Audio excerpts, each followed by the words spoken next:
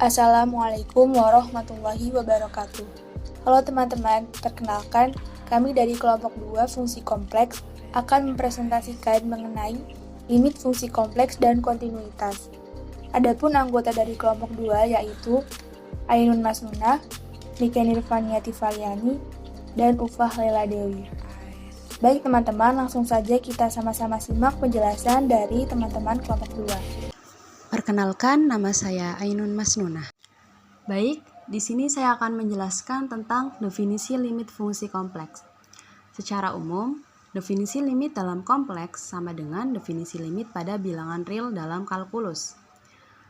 Kalau pada bilangan real, bila X mendekati X0 hanya mendekati sepanjang garis real. Sedangkan pada bilangan kompleks, bila Z mendekati Z0 akan mendekati dari semua arah dalam bidang kompleks. Suatu fungsi f dalam kurung Z dikatakan mempunyai limit L untuk Z mendekati Z0.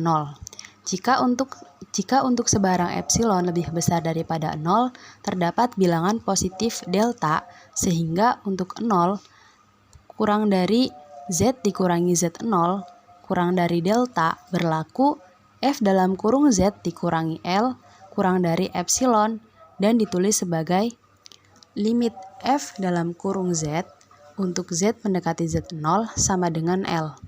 Untuk gambarnya bisa dilihat pada PPT. Perlu diperhatikan bahwa 1. Titik Z0 adalah titik limit domain fungsi f.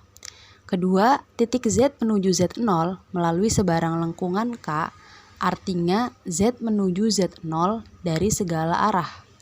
3. Apabila Z menuju Z0 melalui dua lengkungan yang berbeda, mengakibatkan f dalam kurung Z menuju dua nilai yang berbeda, maka limit fungsi f tersebut tidak ada untuk Z mendekati Z0.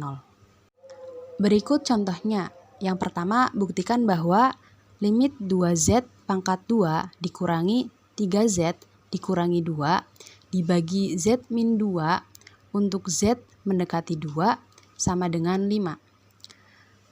Penyelesaiannya, misalkan diberikan bilangan epsilon lebih besar daripada 0. Kita akan mencari delta lebih besar daripada 0 sedemikian sehingga 0 kurang dari Z dikurangi 2 kurang dari delta sama dengan 2Z pangkat 2 dikurangi 3Z min 2 dibagi Z min 2 sama dengan 5 kurang dari epsilon. Untuk Z tidak sama dengan 2. Lihat bagian sebelah kanannya. Sehingga 2Z pangkat 2 dikurangi 3Z min 2 dibagi Z dikurangi 2 dikurangi 5 kurang dari epsilon, maka 2Z plus 1 ditambah 1 dikurangi Z min 2 dibagi Z dikurangi 2 dikurangi 5 kurang dari epsilon.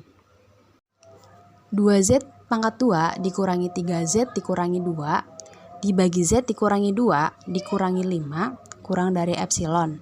Maka 2Z ditambah 1 dikali Z dikurangi 2 dibagi Z dikurangi 2 dikurangi 5 kurang dari epsilon.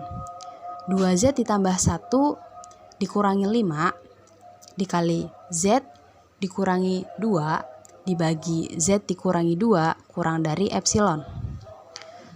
2 dikali Z dikurangi 2 kurang dari epsilon. Sehingga Z dikurangi 2 kurang dari epsilon. Hal ini menunjukkan bahwa telah diperoleh delta sama dengan epsilon dibagi 2. Bukti formalnya, jika diberikan epsilon lebih besar daripada 0, maka terdapat delta sama dengan epsilon dibagi 2, sehingga Z tidak sama dengan 2. Baik, saya Nika Nirvaniati Valiani akan melanjutkan presentasi dari Ainun yaitu pada contoh di bagian bukti formal. Jika diberikan epsilon lebih dari 0, maka terdapat delta epsilon per 2, sehingga Z tidak sama dengan 2. Maka diperoleh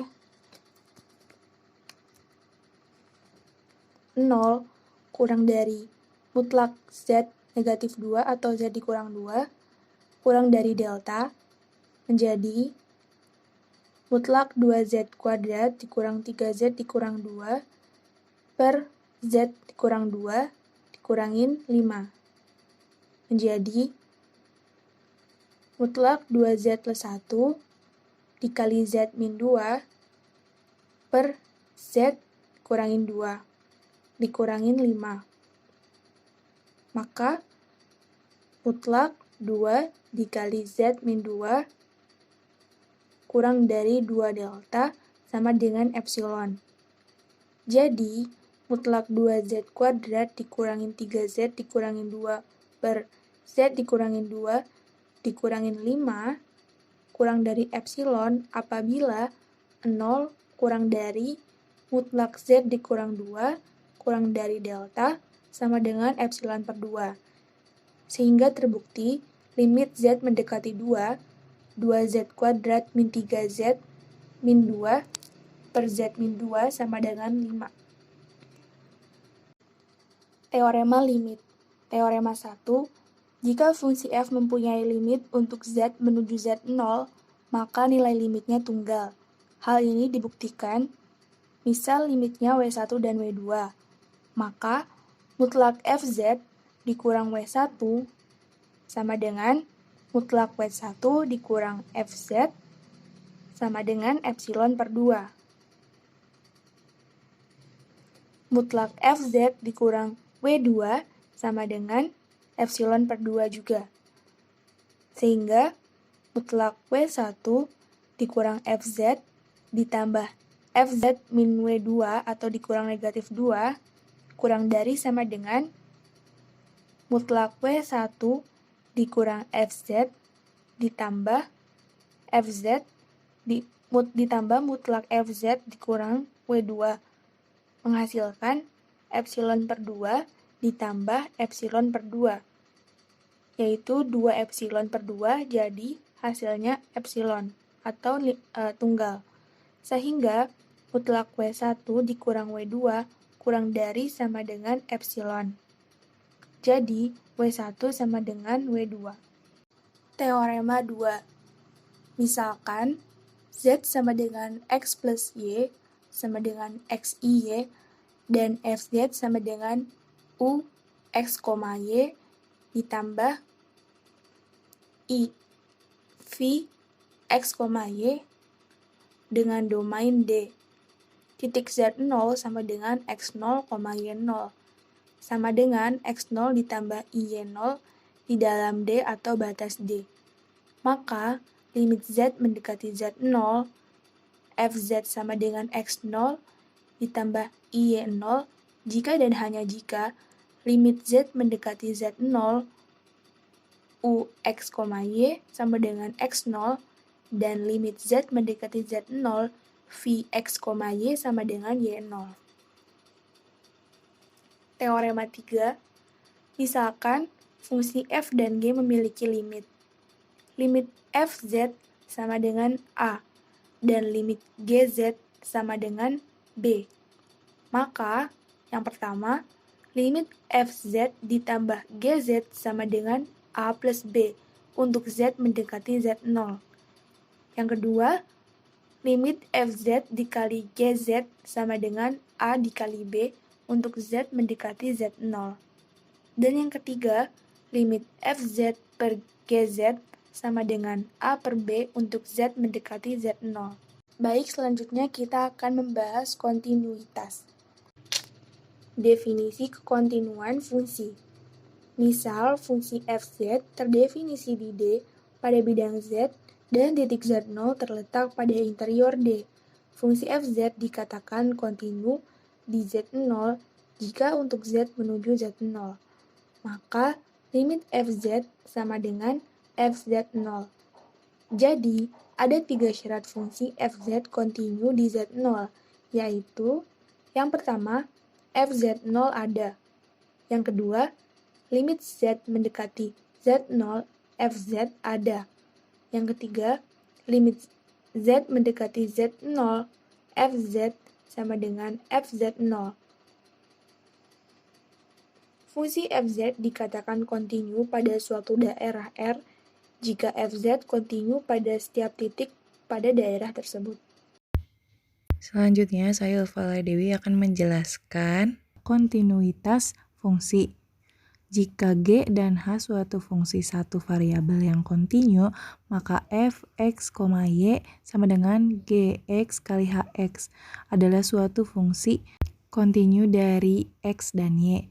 Yang kedua, jika G suatu fungsi kontinu satu variabel dan H fungsi kontinu dari dua variabel, maka fungsi komposisi f, x, y sama dengan G, H, x, y adalah fungsi kontinu dari x dan y.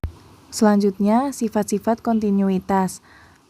Andaikan f, z, dan g, z kontinu di z0, maka masing-masing fungsi memiliki sifat. Yang pertama, fz plus gz. Yang kedua, fz dikali gz.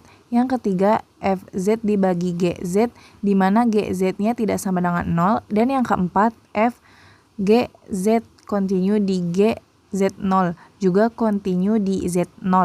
Kemudian selanjutnya contoh, fungsi f, x, y sama dengan 3x pangkat 2, y pangkat 5 kontinu. Karena f, x, y merupakan perkalian dua fungsi kontinu, maka fungsi gx sama dengan 3x pangkat 2 dan fungsi hx sama dengan y pangkat 5.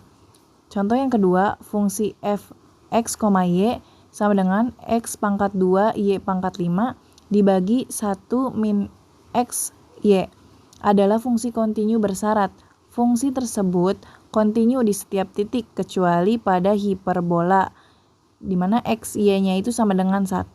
Yang ketiga, tunjukkan bahwa fungsi f, x, y sama dengan x, y dibagi x pangkat 2 ditambah y pangkat 2 kontinu pada titik min 1,2.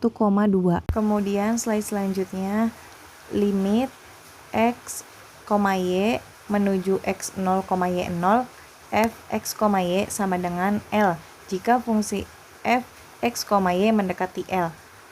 Pada saat x, y menuju x0, y0 untuk semua kurva kontinu yang melalui titik x0, y0. Jika dua kurva kontinu melalui titik x0, y0 di mana mempunyai limit f, x, y tidak mempunyai limit, maka limit x, y menuju x0, y0, f, x, y tidak ada. Hal yang sama berlaku untuk fungsi 3 variabel. Baik teman-teman, sekian presentasi dari kelompok 2. Mohon maaf bila terdapat banyak kekurangan dan kesalahan. Wabillahi taufiq wal hidayah. Wassalamualaikum warahmatullahi wabarakatuh.